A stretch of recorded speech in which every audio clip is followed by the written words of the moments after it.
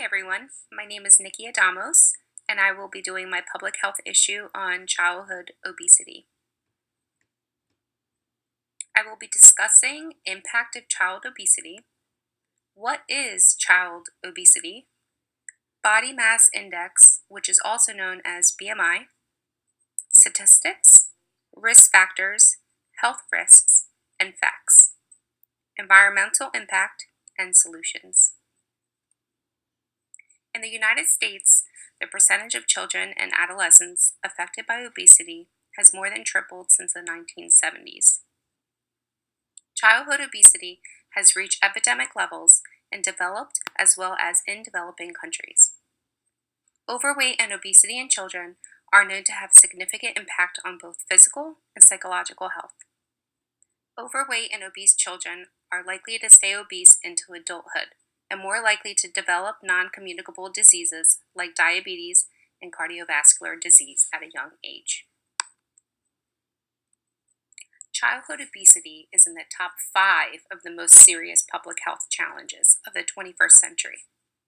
The problem is global and is steadily affecting low and middle income countries, particularly in urban settings.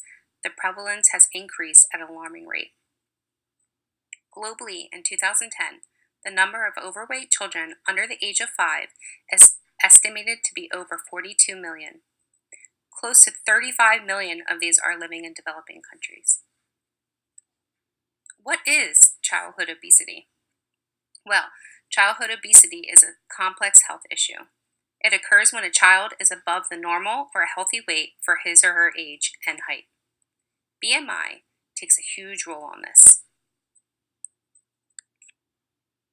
Body mass index. In this slide, I will be discussing how to calculate a BMI and how it's used. Well, the body mass index is a widely used screening tool for measuring obesity. BMI is a person's weight in kilograms divided by the square of a person's height in meters. Scientists have found that a BMI is moderately related to direct measures of body fatness. Measuring height and weight is easier and less expensive than other methods for assessing weight status.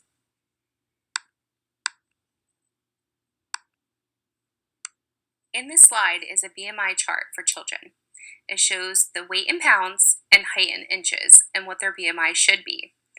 So the optimal BMI should be between 18.5 to 25. Overweight is 25.1 to 30. Obese is 30.1 to 40.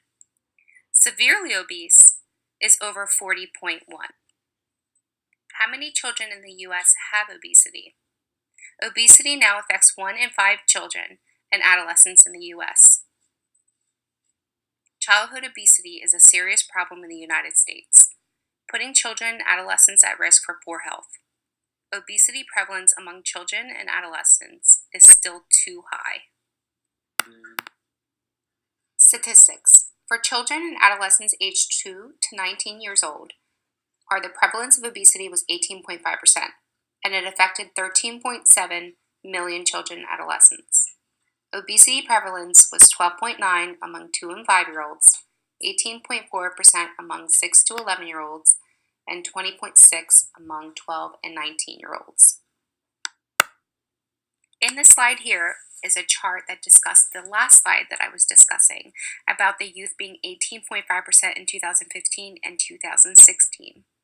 Overall, the prevalence of obesity among adolescents aged 12 to 19 years old was 20.6%.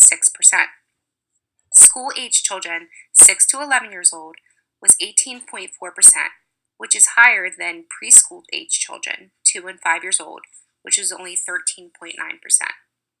School-age boys, which was 20.4%, is a higher prevalence of obesity than preschool-age boys, which was 14.3%. As you see here, adolescent girls is 20.9%, which is a higher prevalence of preschool-age girls, which was only 13.5%. There are no significant differences in prevalence of obesity between boys and girls overall by age group. Childhood obesity is also more common among certain populations. Hispanics is 25.8%, and non-Hispanic blacks is 22%. It had a higher obesity prevalence than non-Hispanic whites, which was 14.1%. Non-Hispanic Asians is 11% and had a lower obesity prevalence than non-Hispanic blacks and Hispanics. In this slide here, we will be looking at the chart in a bigger picture, and it also goes in more detail about boys and girls and the percentages. Again, obesity among non-Hispanic black was 22% and Hispanic was 25.8%, which was higher than both non-Hispanic white, which was 14.1%, and non-Hispanic Asian, which was 11%. There were no significant differences in prevalence of obesity between non-Hispanic white and non-Hispanic Asian youth, or between non-Hispanic black and Hispanic youth. The pattern among girls was very similar to the pattern in all youth. The prevalence of obesity was 25.1% in non-Hispanic black, 23.6% in Hispanic, 13.5% in non-Hispanic white, and 10.1% in non-Hispanic Asian girls. The pattern among boys was similar to the pattern in all youth, except Hispanic boys, which was 28%. It had a higher prevalence of obesity than non-Hispanic black boys, which was 19%. There were no significant differences in prevalence of obesity between boys and girls by race and Hispanic origin. Understanding obesity. Consuming more energy from foods and beverages than the body uses for health functioning, growth, and physical activity can lead to extra weight gain over time. The dietary guidelines for Americans encourage children and adolescents to maintain a calorie balance to support normal growth and development without promoting excessive weight gain. Energy imbalance is a key factor behind the high rates of obesity seen in the United States and globally. Behaviors of obesity. Behaviors that influence weight gain include eating high-calorie foods, low-nutrient foods and beverages, not getting enough physical activity, sedentary activities such as watching TV or being on your phone, on the internet, social media, medications, and sleep routines.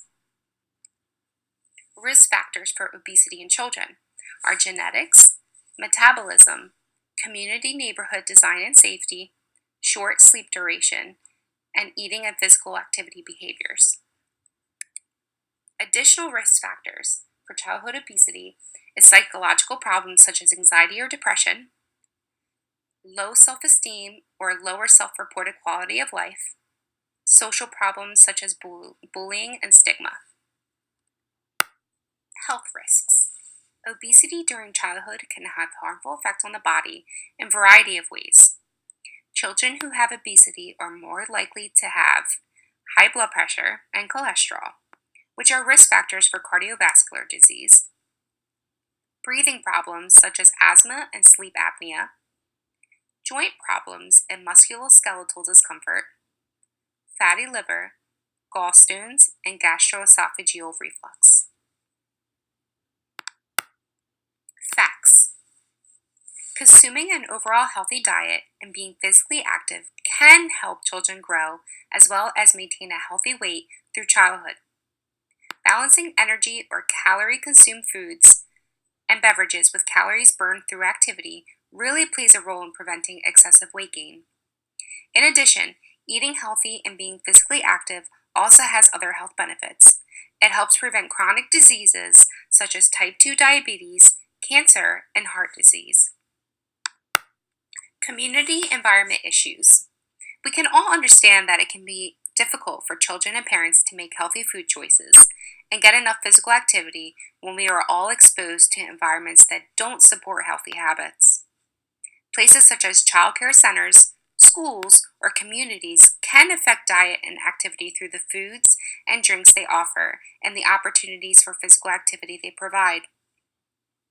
Community factors that affect diet and physical activity include the affordability of healthy food options, which is easier and quote-unquote cheaper to buy processed food, which is a big issue.